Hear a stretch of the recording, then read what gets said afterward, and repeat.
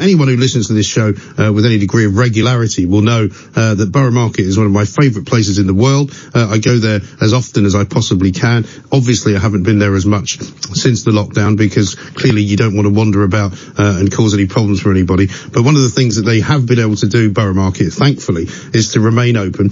And all of the wonderful stalls there have been able to continue to sell all of the fantastic food that they have. The one thing they haven't been able to do is the sort of demonstrations that they used to put on from time to time with various different chefs, various different authors, people who would show you how to cook fabulous food with fabulous ingredients. We're going to talk now to Nadra Shah, Head of Communications and Marketing at Borough Market, because they're about to launch a series of inspiring virtual food talks. Nadra, a very good morning to you. Welcome.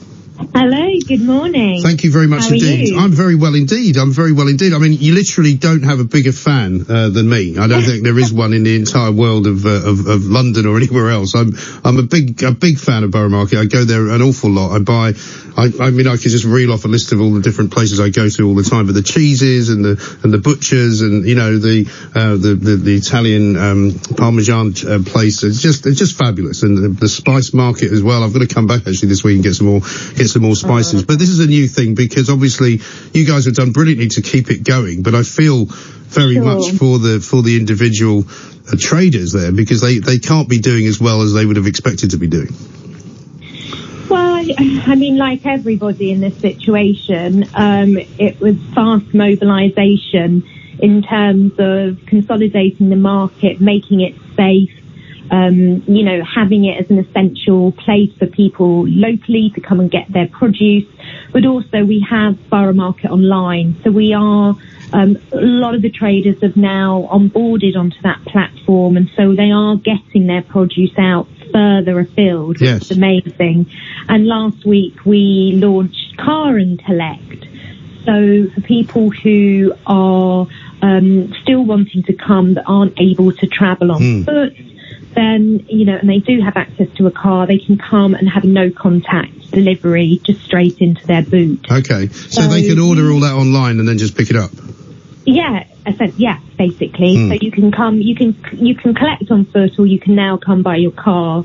So, you know, we are really trying to make everything available as safely and as widely as we possibly can. Yes. So we keep going. Well, you do. I mean, this is the thing. We have to just find new ways of doing business, don't we, effectively? And I mean, certainly I've been there. I generally tend to come now where I used to quite often pop over after work and pick up a couple of things. I try and do it all at once now, say on a Saturday morning when it's relatively quiet. And, you know, you can stand behind somebody 2 meters apart and wait your turn. It's perfectly feasible, perfectly doable. And I don't find that in any way an impingement on my freedom. You know, some people are moaning that it's terrible, it's an impingement on our way of life. Well, it's not really. I mean, you know, you're not really doing much else. So standing in a line for 10 minutes is not going to lose you any part of your life, you know? No, and it's what we have to do. So you just make it, you know, we've got a really great, friendly team. The traders understand. So, you know, the whole heart and soul and personality of Borough Market remains, but under unusual situations. Yes. But, you know, we're all in it, aren't we? Yes, of course. Now, these talks that you're doing on Zoom, which is another thing that, you know, until 2 months ago, I'd never heard of Zoom, didn't know what Zoom was. I can now happily tell you that I've even been in a few of these Zoom meetings because everybody has. What's going to be coming up in this season of talks? Yeah, so it was really important for us to keep our wider community engaged, and as you said in the beginning, try and share all the things that we would normally do at the market online. So the Borough Talks kick off tomorrow with Melissa Hemsley. Angela Clutton is our host, and we have a season of 4. So we will be running over 4 weeks at 1 p.m. via Zoom, and we'll be discussing everything. Melissa will be looking at our sustainability choices in the light of COVID, as well as discussing her recently released book, Eat Green.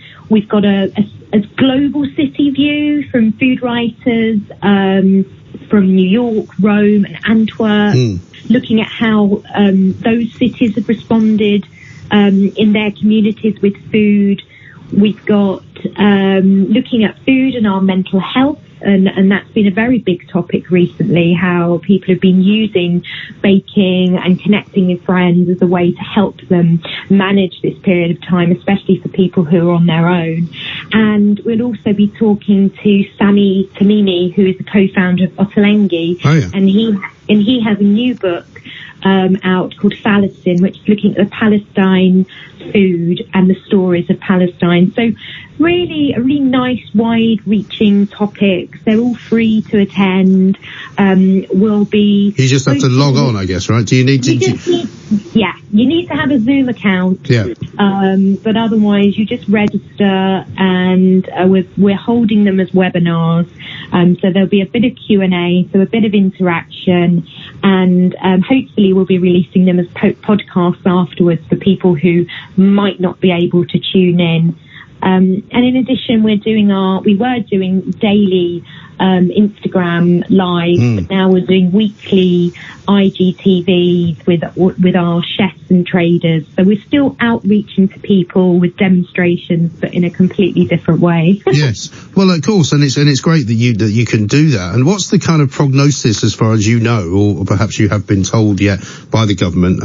Because clearly there are restaurants in the area which might be able to be a bit more flexible come the next month or so if things move in that direction. What are you hearing? Well, I mean, slowly some businesses are able to remodel and offer takeaway or delivery, right, or change their offering, so it's a more produce-based offering. So, for example, fish restaurant are now serving fish. So we're really supporting everybody, giving them all of the information, all of the government advice, and helping to mobilise as many businesses as we possibly can, right, within the frameworks that we're being given. And so we are beholden, as everyone is, to the advice as it rolls out. And so, I would say that we're going slowly, we're going safely, and where businesses can open and maintain all of the regulations, then we're supportive in them doing so. And would you be able to say whether opening up some of the food stalls, the hot food stalls, which haven't really been operational for the last couple of months, any chance that they could come back? Because obviously, I think one of the things that we were surprised about, the government have said over the last couple of days, kind of anecdotally, that they were quite surprised that everything shut down in quite the way that it did. And it may well be that it's possible, I don't know, you can tell me if it is or not, that some of those individual stalls with, say, one operative could operate, safely in terms of making burgers or making, kebabs or whatever. Some are operating and doing delivery. And delivery seems to be a safer way to maintain all of the regulations. Yes.